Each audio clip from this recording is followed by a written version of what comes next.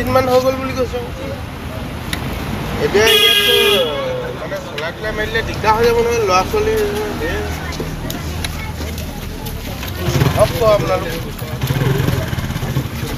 এতিয়া মানে এইটো গোটেই ডাঙৰকৈ লিক কৰি আছে বুৰ কৰি আহক এই সৰু ল'ৰা ছোৱালীবোৰ দেৰি কৰি দিলে দিগদাৰ হয় নহয় কোনোবাই চিগাৰেট খাই দিব হা ফোন কৰিব মানে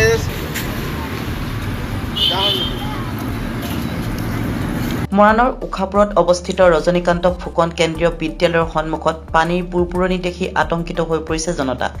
3 দিন ধৰি এই স্থানত হৈছে বুৰবুৰণি হোৱা স্থানত তলত আছে অসম গেছ কোম্পানীৰ ৰন্ধন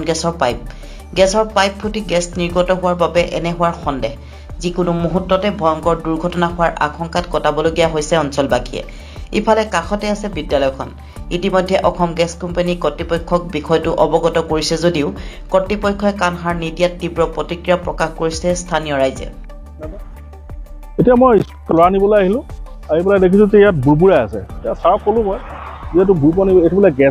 গেছ পাইপটো আছে তলত ডাঙৰ বোলে মেইন গেছ পাইপটো আছে ইয়াত লিক হৈ আছে তেনেকুৱাতে মই লগে লগে আপোনাৰ AGCL আপোনাক ফোন কৰিলোঁ ফোন কৰাৰ লগে আমি চামগৈ বাৰু বুলি কৈছে এতিয়া ধৰি লওক ইয়াত স্কুলত ল'ৰা ছোৱালী অহা যোৱা কৰি থাকে